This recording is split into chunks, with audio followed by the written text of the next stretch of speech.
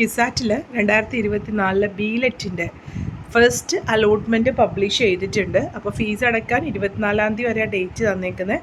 അതിനുള്ളിൽ നിങ്ങൾ ഫീസ് അടക്കുക കേട്ടോ. അപ്പോൾ അലോട്ട്മെൻറ്റ് കിട്ടിയോ ഇല്ലേ എന്നുള്ളത് നിങ്ങൾ ലോഗിൻ ചെയ്ത് നോക്കിയിട്ടുണ്ടെങ്കിൽ അറിയാൻ പറ്റും. അപ്പോൾ അതിൽ നിങ്ങളോട് കൺഫേം കൊടുക്കാൻ പറയുന്നുണ്ടെങ്കിൽ കൺഫേം കൊടുക്കുക. അപ്പോൾ നിങ്ങളുടെ ഫീസ് അടക്കാനുള്ള പേജിലേക്ക് പോകും കേട്ടോ. ഓരോ കോഴ്സിൻ്റെയും ഫീസ് എത്രയാണെന്നുള്ളത് നിങ്ങൾക്ക് പ്രോസ്പെക്ടസിലോ അല്ലെങ്കിൽ ക്യുസാറ്റിൻ്റെ തന്നെ വെബ്സൈറ്റിൽ ഡൗൺലോഡ്സിൽ നിങ്ങൾക്ക് ഫീസ് സ്ട്രക്ചർ ഉണ്ടാവും. അതിൽ നോക്കിയാലും അറിയാൻ പറ്റും കേട്ടോ. അപ്പോൾ അലോട്ട്മെൻറ്റ് കിട്ടിയ കുട്ടികൾ ഫീസ് അടച്ചാൽ മാത്രമാണ് ഇനിയുള്ള അലോട്ട്മെൻറ്റിൽ നിങ്ങളെ പാർട്ടിസിപ്പേറ്റ് ചെയ്യിക്കുള്ളൂ. അത് ഓർക്കുക കേട്ടോ. അല്ലെങ്കിൽ നിങ്ങൾ ഇതിൽ നിന്ന് ഔട്ടായി പോകും. ഓക്കെ, നിങ്ങൾക്കിപ്പോൾ കിട്ടിയേക്കുന്നത് ഓൾ ഇന്ത്യ മെറിറ്റാണ്. അതിൽ നിങ്ങൾ ഫീസ് അടക്കുക. ഇനി സെക്കൻഡ് അലോട്ട്മെൻറ്റ് വരുമ്പോൾ സ്റ്റേറ്റ് മെറിറ്റിലേക്ക് മാറുവാണെങ്കിൽ ആ ബാക്കിയുള്ള ഫീസ് നിങ്ങൾക്ക് അതവർ റിട്ടേൺ ചെയ്യുമോ അല്ലെങ്കിൽ അടുത്ത സെം ഫീസിൽ അത് കാൽക്കുലേറ്റ് ചെയ്യുമോ എങ്ങനെയാണെന്ന് ചോദിച്ചാൽ അത് ക്യുസാറ്റ് നിങ്ങൾക്ക് എന്തായാലും റിട്ടേൺ കിട്ടും. അത് ഏത് രീതിയിലാണെന്നുള്ളത് ആ ഒരു ടൈമിൽ നിങ്ങൾക്ക് അത് ഡിസൈഡ് ചെയ്യാം. ഓക്കെ, ഇനി കൂടുതൽ ഫീസ് സെക്കൻഡ് അലോട്ട്മെൻറ്റിൽ നിങ്ങൾക്ക് കൂടുതൽ ഫീസ് വരുന്നതാണെങ്കിൽ അപ്പോൾ അടയ്ക്കാം. കുറഞ്ഞുള്ള ഫീസാണെങ്കിൽ അത് അവർ ഓക്കെ ആക്കും കേട്ടോ. പിന്നെ ഇവിടെ പ്രത്യേകം പറഞ്ഞിട്ടുണ്ട്, ഇപ്പോൾ നിങ്ങൾ ഈ ഫീസ് അടച്ചില്ല എങ്കിൽ ഈ അലോട്ട്മെൻറ്റിൽ നിന്ന് ഈ വരുന്ന 1, 2 എന്നുള്ള കണ്ടിന്യൂസ് ആയിട്ടുള്ള അലോട്ട്മെൻറ്റിൽ നിന്ന് പുറത്തായി പോകും. പിന്നെ നിങ്ങൾക്ക് വീണ്ടും ചിലപ്പോൾ സ്പോട്ടിൽ ചിലപ്പോൾ പാർട്ടിസിപ്പേറ്റ് ചെയ്യാൻ പറ്റുമായിരിക്കും. പക്ഷേ അപ്പോൾ നമ്മൾക്ക് വിചാരിക്കുന്ന സീറ്റ് ഉണ്ടാവോ ഇല്ലേ എന്നുള്ളത് ഉറപ്പില്ല കേട്ടോ. അതുപോലെ തന്നെ ഇപ്പോൾ കിട്ടിയിട്ട് ഇപ്പോൾ നിങ്ങൾ ഒരു 4 ഓപ്ഷൻ കൊടുത്തിട്ടുണ്ടായിരുന്നു. 3ാമത്തെ ഓപ്ഷനാണ് കിട്ടിയതെങ്കിൽ ആ 4ാമത്തെ ഓപ്ഷൻ ഡിലീറ്റ് ആയി പോയിട്ടുണ്ടാവും. അതായത് ലോവർ ഓപ്ഷൻസ് ഡിലീറ്റ് ആയി പോയിട്ടുണ്ടാവും. പിന്നെ ഇനിയുള്ള അലോട്ട്മെൻറ്റിൽ ആ ഒരു 1, 2 അതായത് കിട്ടിയതിന് മുമ്പിലുള്ള ഹയർ ഓപ്ഷൻ മാത്രമാണ് പരിഗണിക്കുകയുള്ളൂ കേട്ടോ. അതുപോലെ തന്നെ നിങ്ങൾക്ക് ഇപ്പോൾ കിട്ടിയ ഓപ്ഷൻ നിങ്ങളിപ്പോൾ 3ാമത്തെ ഓപ്ഷൻ കിട്ടി, നിങ്ങൾക്ക് അത് മതി. ഇനി 1ഉം 2ഉം ഓപ്ഷനിലേക്ക് നിങ്ങളെ പരിഗണിക്കേണ്ട എന്നുണ്ടെങ്കിൽ നിങ്ങൾ ആ 1ാമത്തെ 2ാമത്തെ ഓപ്ഷൻ ക്യാൻസൽ ചെയ്ത് കളഞ്ഞേക്കുക കേട്ടോ. അല്ലെങ്കിൽ അടുത്ത അലോട്ട്മെൻറ്റിൽ വരുമ്പോൾ നിങ്ങളുടെ അതനുസരിച്ചിട്ട് റാങ്ക് കിട്ടാനുണ്ടെങ്കിൽ അതിലേക്കാവും.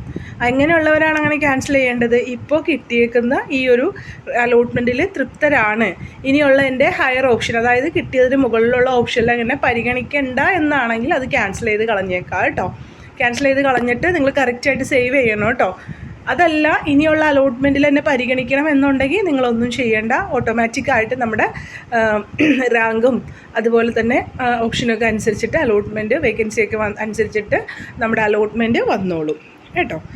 ഇനി ഫീസ് അടച്ചാൽ മാത്രമാണ് ഇങ്ങനെ പരിഗണിക്കുള്ളൂ കേട്ടോ. അല്ലെങ്കിൽ നിങ്ങൾ ഇതിൽ നിന്ന് ഔട്ടായി പോകും. പിന്നെ നിങ്ങളിപ്പോൾ ഫീസ് അടച്ച് കഴിയുമ്പോൾ നിങ്ങൾ അതിൻ്റെ സ്റ്റാറ്റസ് നോക്കുക, മാറുന്നുണ്ടോ, ടെമ്പററിലി അലോട്ടഡ് എന്ന് ഉള്ള ആ ഒരു ഓപ്ഷനിലേക്ക് മാറുന്നുണ്ടോ എന്നുള്ളത് നോക്കുക. സ്റ്റാറ്റസ് മാറുന്നുണ്ടോ എന്നുള്ളത്.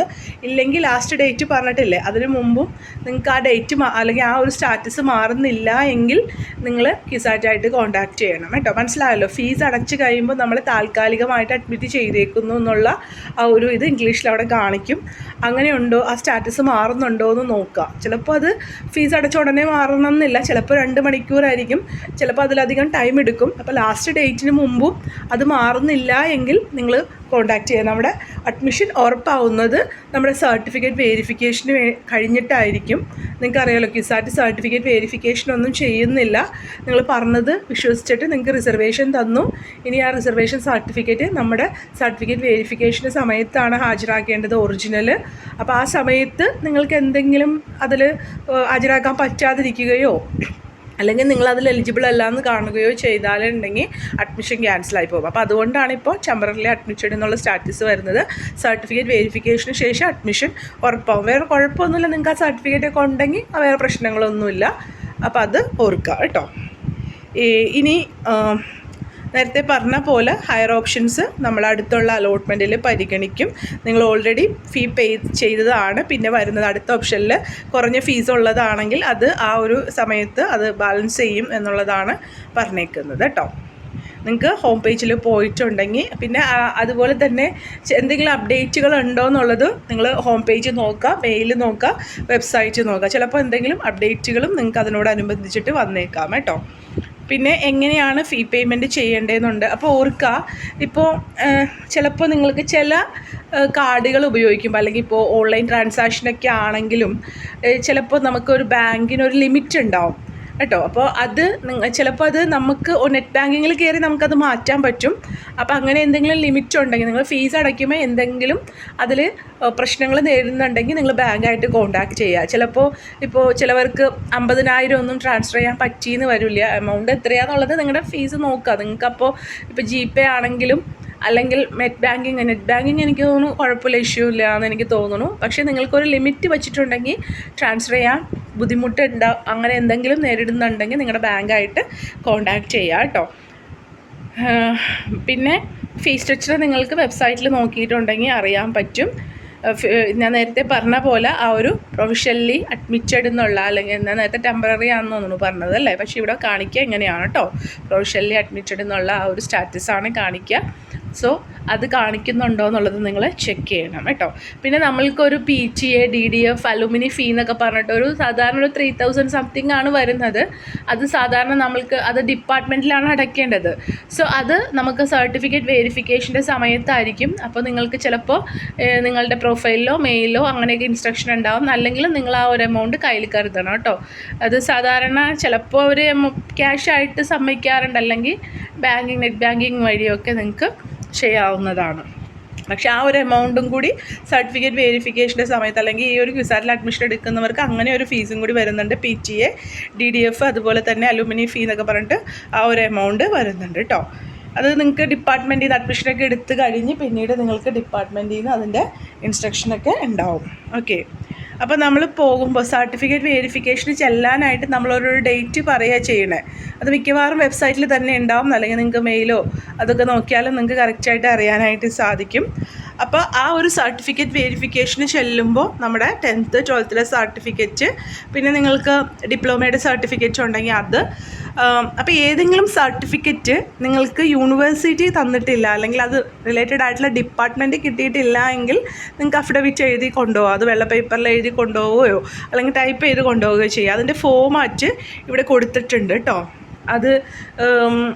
അതുപോലെ തന്നെ ചെയ്ത് കൊണ്ടുപോകാനായിട്ട് ശ്രദ്ധിക്കാം. അതായത് നിങ്ങൾക്കൊരാൾക്കല്ല യൂണിവേഴ്സിറ്റി അത് അവൈലബിൾ ആക്കിയിട്ടില്ല എങ്കിൽ പിന്നെ നിങ്ങൾക്ക് TCയും CCയും ലാസ്റ്റ് പഠിച്ച ഇൻസ്റ്റിറ്റ്യൂട്ടിൽ നിന്നുള്ള TCയും CCയും വേണം.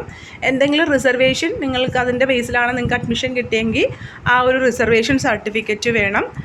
പിന്നെ ബാക്കി സ്പെഷ്യൽ റിസർവേഷൻ ഉണ്ടല്ലോ, ലൈക്ക് NRI CGW അങ്ങനെയുള്ള എന്തെങ്കിലും സ്പെഷ്യൽ റിസർവേഷൻ ആണെങ്കിൽ അതിൻ്റെ സർട്ടിഫിക്കറ്റ് വേണം. പിന്നെ കേരളീയൻ ആണെന്ന് തെളിയിക്കാൻ, അത് നമുക്ക് സാധാരണ SSLC സർട്ടിഫിക്കറ്റിൽ നിങ്ങൾ കേരളത്തിൽ ജനിച്ച കുട്ടിയാണ് അതുണ്ടെങ്കിൽ അത് മതി. അല്ലെങ്കിൽ വില്ലേജ് ഓഫീസിൽ നിന്നുള്ള നേറ്റിവിറ്റി സർട്ടിഫിക്കറ്റ്, അതല്ലെങ്കിൽ ബർത്ത് സർട്ടിഫിക്കറ്റും ഒക്കെ നിങ്ങൾക്ക് ഹാജരാക്കാം കേരളത്തിൽ തന്നെ ജനിച്ച കുട്ടിയാണെങ്കിൽ. പക്ഷേ നിങ്ങളുടെ പാരൻസ് ആരെങ്കിലും കേരളത്തിൽ ജനിച്ചു എന്നുള്ള രീതിയിലാണ് നിങ്ങൾ കേരളീയൻ എന്ന് തെളിയിക്കുന്നതെങ്കിൽ അത് അനുസരിച്ചിട്ടുള്ള സർട്ടിഫിക്കറ്റ് നിങ്ങൾ കൊണ്ടുപോകണം കേട്ടോ. പിന്നെ എല്ലാവരും കൊണ്ടുപോകേണ്ടതാണ് സെൽഫ് ഡിക്ലറേഷൻ നാഷണാലിറ്റിയുടെ. അത് നിങ്ങൾക്ക് വെബ്സൈറ്റിലുണ്ട്. പിന്നെ ഈ ഒരു ഇതിൻ്റെ ലാസ്റ്റ് PDF-ലും കൊടുത്തിട്ടുണ്ടാവും അതിൻ്റെ ഫോമാറ്റ്. അത് നിങ്ങൾക്ക് പ്രിൻ്റ് എടുത്തിട്ട് ഫില്ല് ചെയ്യുകയോ അല്ലെങ്കിൽ ഓൾറെഡി ടൈപ്പ് ചെയ്തിട്ട് ഡൗൺലോഡ് ചെയ്തെടുക്കുകയോ ഒക്കെ ചെയ്യാം. ഓക്കെ. പിന്നെ ഈ ഒരു കുറച്ച് ഡിക്ലറേഷനും കൂടി അതിൽ വരുന്നുണ്ട്. ആൻറ്റി റാഗിങ്, ആൻറ്റി ഡോവറി എന്നൊക്കെ പറഞ്ഞിട്ടുള്ള ഡിക്ലറേഷനൊക്കെ വരുന്നുണ്ട്. അപ്പോൾ അതും കറക്റ്റായിട്ട് എടുക്കുക കേട്ടോ. അതിൻ്റെ കുറച്ച് ഇൻസ്ട്രക്ഷൻ ഉണ്ട്, അത് നിങ്ങൾ അതനുസരിച്ചിട്ട് ആ മെയിലിൽ വരുന്നതനുസരിച്ചിട്ട് ചെയ്യാം. ഓക്കെ. പിന്നെ കമ്മ്യൂണൽ റിസർവേഷനൊന്നും നമുക്ക്, ഞാൻ നേരത്തെ പറഞ്ഞില്ല, അഫിഡവിറ്റ് ഞാൻ പിന്നീട് ഹാജരാക്കിക്കോളാം എന്നുള്ള രീതിയിലുള്ള അത് പറ്റൂല. നിങ്ങൾക്ക് ഏതെങ്കിലും രീതിയിലുള്ള കമ്മ്യൂണൽ റിസർവേഷൻ അനുസരിച്ചിട്ടാണ് അല്ലെങ്കിൽ സ്പെഷ്യൽ റിസർവേഷൻ അനുസരിച്ചിട്ടാണ് നിങ്ങൾക്ക് അഡ്മിഷൻ കിട്ടിയേക്കുന്നത് എങ്കിൽ നിങ്ങൾ തീർച്ചയായിട്ടും എന്ത് ചെയ്യണം, ഈ ഒരു സർട്ടിഫിക്കറ്റ് ഹാജരാക്കണം. പക്ഷേ നിങ്ങൾക്ക് മാർക്ക് ലിസ്റ്റോ അങ്ങനെയുള്ള കാര്യങ്ങളൊക്കെ നിങ്ങൾക്ക് യൂണിവേഴ്സിറ്റി അല്ലെങ്കിൽ ബന്ധപ്പെട്ട ബോർഡുകൾ നിങ്ങൾക്ക് ലഭ്യമാക്കിയിട്ടില്ല ഒറിജിനൽ എങ്കിൽ നിങ്ങൾക്ക് അഫിഡവിറ്റ് എഴുതി കൊടുക്കാം. പിന്നെ ഫോട്ടോസ്റ്റാറ്റാണ് കയ്യിലുള്ളെങ്കിൽ അതും ഹാജരാക്കുകയും ചെയ്യാം കേട്ടോ. അപ്പോൾ എല്ലാ സർട്ടിഫിക്കറ്റിൻ്റെ ഒപ്പം 2 ഫോട്ടോ കോപ്പീസ് കൊണ്ടുപോകണം. പിന്നെ നിങ്ങളുടെ കയ്യിൽ ഇനി ബാക്കി സ്കോളർഷിപ്പുകൾക്കൊക്കെ കൊടുക്കാനായിട്ടൊക്കെ എന്തെങ്കിലും വേണമെങ്കിൽ അങ്ങനെ നിങ്ങളുടെ കയ്യിൽ വെക്കാൻ ഒരെണ്ണം വേണം. പിന്നെ നിങ്ങൾ 2 ഫോട്ടോസും നിങ്ങൾ കൂടെ എടുക്കേണ്ടതാണ് കേട്ടോ. നമ്മൾ ഇതൊക്കെ സർട്ടിഫിക്കറ്റ് വെരിഫിക്കേഷൻ്റെ സമയത്താണ് കൊണ്ടുവരേണ്ടത്. ഓരോ റിസർവേഷനും ഏതൊക്കെ സർട്ടിഫിക്കറ്റ് ആണെന്നുള്ളത് ഇതിൽ പ്രോസ്പെക്ടസ് ഓൾറെഡി ഉണ്ട്. അല്ലാതെ നിങ്ങൾക്ക് എളുപ്പത്തിൽ നോക്കാനായിട്ട് ഇവിടെയും കൊടുത്തിട്ടുണ്ട് കേട്ടോ. അപ്പോൾ നമ്മുടെ വെബ്സൈറ്റിൽ ഇതിൻ്റെ കൂടുതൽ ഇൻസ്ട്രക്ഷൻ ഉണ്ട്. അപ്പോൾ ഒരു കാര്യം ഇതിൽ പ്രത്യേകം പറയുന്നുണ്ട്, നിങ്ങൾ കറക്റ്റായിട്ടുള്ള സർട്ടിഫിക്കറ്റ് പറയുന്ന സമയത്ത് ഹാജരാക്കിയില്ല എങ്കിൽ നിങ്ങളുടെ അലോട്ട്മെൻറ്റ് റദ്ദാവും. അതിനുള്ള റെസ്പോൺസിബിലിറ്റി നിങ്ങളുടേത് തന്നെയാണ്, കിസാറ്റിൻ്റേതല്ല എന്നുള്ളത് പറയുന്നു. നമ്മുടെ അഡ്മിഷൻ ഉറപ്പാവുന്നത് നമ്മുടെ സർട്ടിഫിക്കറ്റ് അല്ലെങ്കിൽ ബയോമെട്രിക് വെരിഫിക്കേഷന് ശേഷമാണ്. ഇപ്പോൾ താൽക്കാലികമായിട്ടാണ് നമ്മളിപ്പോൾ അലോട്ട്മെൻറ്റ് കിട്ടിയേക്കുന്നുള്ളതെന്നുള്ള കാര്യം ഓർക്കുക കേട്ടോ. എപ്പോഴും പ്രത്യേകം പറയുന്നുണ്ട്, നിങ്ങൾ ആ ഒരു സ്റ്റാറ്റസ് നോക്കണം എന്നുള്ള കാര്യം പറയുന്നുണ്ട്. അതിനുശേഷം അഡ്മിഷൻ എടുത്തതിന് ശേഷമാണെങ്കിലും അതിനനുസരിച്ചിട്ടുള്ള എന്തെങ്കിലും ഇൻസ്ട്രക്ഷൻസ് വരുന്നുണ്ടെങ്കിൽ അതനുസരിച്ചിട്ട് കാര്യങ്ങൾ ചെയ്യണം എന്നുള്ളതാണ് പറഞ്ഞേക്കുന്നത് കേട്ടോ. പിന്നെ നിങ്ങളുടെ ക്ലാസ്സുകൾ എന്ന് തുടങ്ങുന്നൊക്കെ ഉള്ള കാര്യങ്ങൾ അതത് ഡിപ്പാർട്ട്മെൻറ്റ് നിങ്ങളിപ്പോൾ അഡ്മിഷനൊക്കെ എടുത്ത് കഴിയുമ്പോൾ നിങ്ങളൊരു വാട്സപ്പ് ഗ്രൂപ്പിലൊക്കെ ആഡ് ചെയ്തിട്ട് അതനുസരിച്ചിട്ടുള്ള ഡിപ്പാർട്ട്മെൻറ്റ് വൈസ് ഇൻസ്ട്രക്ഷനൊക്കെ ഉണ്ടാവും. പക്ഷേ നിങ്ങൾ മെയിലും പ്രൊഫൈലും അതുപോലെ തന്നെ വെബ്സൈറ്റും നിങ്ങൾ റെഗുലറായിട്ട് ചെക്ക് ചെയ്യണം കേട്ടോ. വീഡിയോ ഇഷ്ടമെങ്കിൽ ലൈക്ക് ചെയ്യണേ. Take care, stay best. Thank you.